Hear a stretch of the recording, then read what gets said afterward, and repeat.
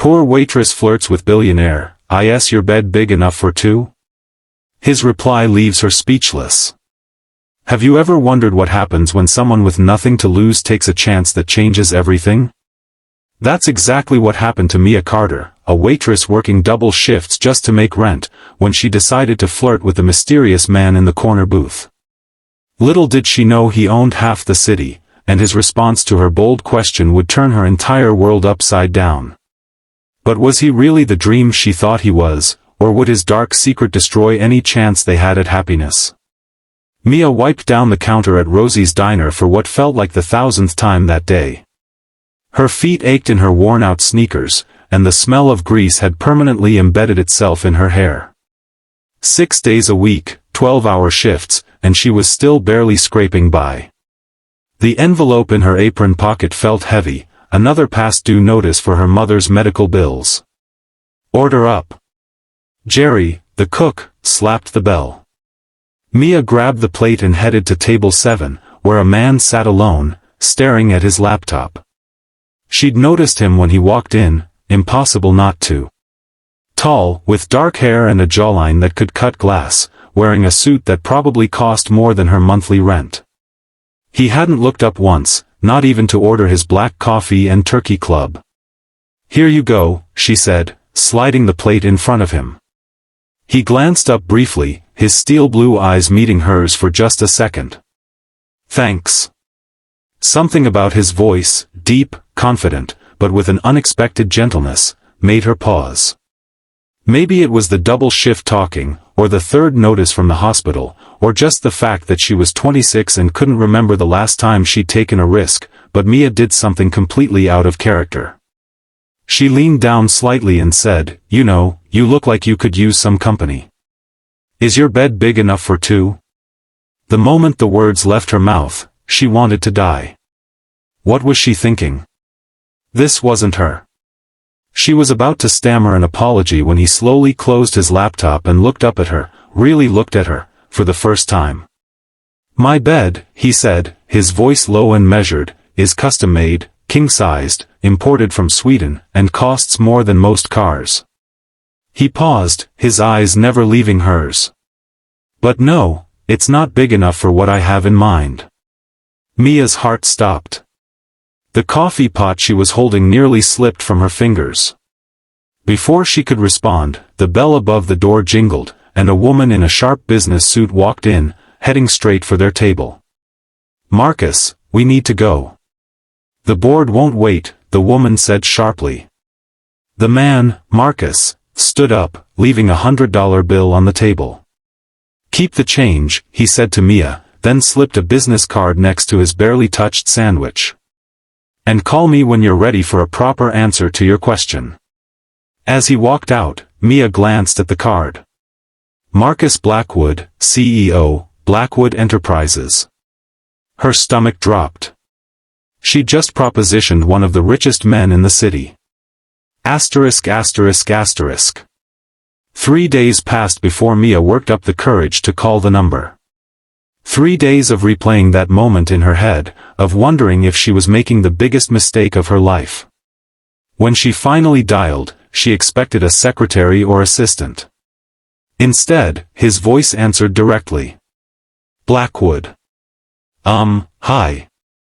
This is Mia. From the diner?" A pause. The waitress with the interesting question about furniture dimensions. She could hear the smile in his voice, which somehow made her more nervous. "Look, I'm really sorry about that. I don't normally." "Have dinner with me tonight," he cut in. "I'll send a car." Before she could think of a reason to say no, she heard herself say yes. The car that arrived wasn't just any car, it was a sleek black limousine that made her neighbors peek through their curtains. Mia had spent hours getting ready, wearing the only nice dress she owned, a simple black number she'd bought for a friend's wedding 3 years ago. The driver took her to a restaurant so exclusive it didn't even have a sign outside. As she was led to a private dining room, Mia's confidence wavered. What was she doing here? This wasn't her world. Marcus stood when she entered, and for a moment, she forgot to breathe. He was even more handsome than she remembered, his dark hair slightly tousled, his suit impeccably tailored. "You came," he said, sounding genuinely pleased. "I almost didn't," she admitted. "Why not?" "Because men like you don't date women like me without an agenda." His eyebrow raised slightly. "And what kind of woman are you, Mia?" "The kind who works double shifts to pay her mom's medical bills and hasn't had a day off in 3 months." Something flickered across his face, surprise, maybe respect. "And what kind of man do you think I am?" "The kind who has everything and still wants more." He laughed, a genuine sound that transformed his face. "You might be right about that." He pulled out her chair. "Let's find out." Dinner was unlike anything Mia had experienced. The food was exquisite, but it was the conversation that surprised her. Marcus asked about her life, her dreams, the books she read, and he actually listened. He told her about growing up with wealth but no love, about building his company from his inheritance into something that was truly his. By dessert, Mia realized with a shock that she was enjoying herself. That maybe, just maybe, there was more to Marcus Blackwood than his bank account. As they were leaving, his hand brushed against hers, sending electricity up her arm. "Would you like to see my place?" he asked quietly. Mia hesitated. "Is this where I find out if your bed really is too small?" His eyes darkened. "This is where you find out who I really am. The question is, are you ready for that?" The drive to his penthouse was silent, charged with unspoken tension. When the elevator doors opened directly into his apartment, Mia gasped. Floor-to-ceiling windows revealed the entire city spread out below them, glittering like stars. "It's beautiful," she whispered. "Yes, it is," he said, but he wasn't looking at the view. What happened next was both inevitable and surprising. His kiss was gentle at first, then hungry, as if he'd been waiting for this moment as long as she had. Mia lost herself in his touch, in the feel of his hands on her skin, in the way he whispered her name like a prayer. But as he led her toward the bedroom, a phone rang, his private line. Marcus hesitated, then answered. His expression changed instantly. "I'll be right there," he said, his voice cold and professional again. He turned to Mia. "I have to go. There's an emergency at one of my properties." "At midnight?" she asked, unable to keep the disappointment from her voice. "The timing is complicated." He hesitated. "Stay here. I'll be back as soon as I can." After he left, curiosity got the better of her. Mia wandered through his apartment, trying to piece together the puzzle that was Marcus Blackwood. His bookshelves revealed a love of classic literature. His kitchen was barely used. And in his office, she found something unexpected, files upon files about Westside Medical Center, her mother's hospital. As she flipped through the documents, her blood ran cold. Marcus wasn't just any businessman, he was the one who had recently purchased the hospital and was planning to convert it into luxury condos. The same hospital where her mother was receiving treatment, where dozens of people like her mother would be displaced. The elevator dinged. Marcus walked in, his tie loosened, looking exhausted. "You're the one," Mia said, the papers still in her hand. "You're the one trying to shut down Westside." His expression hardened. "You were going through my things. Answer me." "It's business, Mia. The hospital is failing financially. I'm giving them a way out." "Business?" Her voice cracked. "My mother is there. She has nowhere else to go. Dozens of patients don't. I didn't know. Would it have mattered if you did?" She threw the papers down. Was this what tonight was about? Keeping the opposition quiet? Opposition? What are you talking about? The petition. The community organizing. I've been helping lead the fight to save Westside for months. Understanding dawned on his face. "You're M. Carter. The one writing the letters to the board." And you're the heartless bastard who's going to destroy people's lives for profit. The air between them crackled with tension. Marcus ran a hand through his hair, suddenly looking less like a powerful CEO and more like a man caught in a storm. It's not that simple, he said finally. It never is with men like you. Mia grabbed her purse. I need to go. Mia, wait. But she was already gone, tears streaming down her face as the elevator doors closed between them.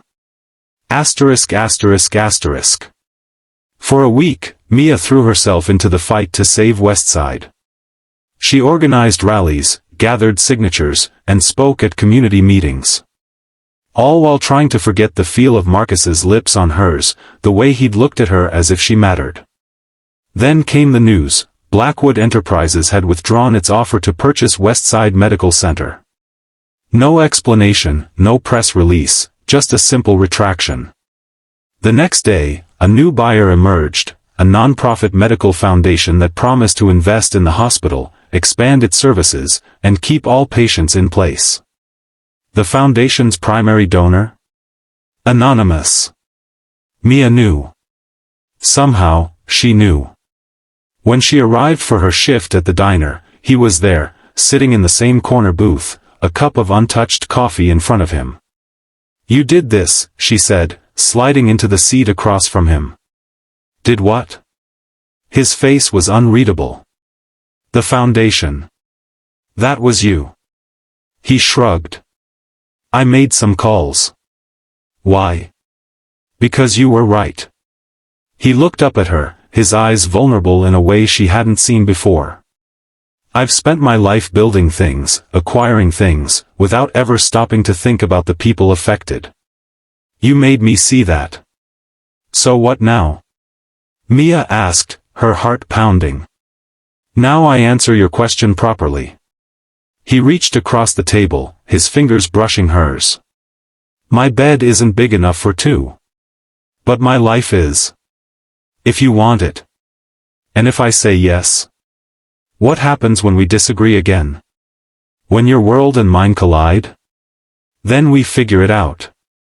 Together. He squeezed her hand. I'm not asking you to fit into my world, Mia. I'm asking if we can build a new one. 6 months later, Mia still worked at the diner, but only because she wanted to, while she finished her nursing degree.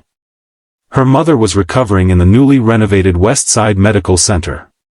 And every night, she came home to a man who had learned that the greatest wealth wasn't in his bank account, but in the love they shared.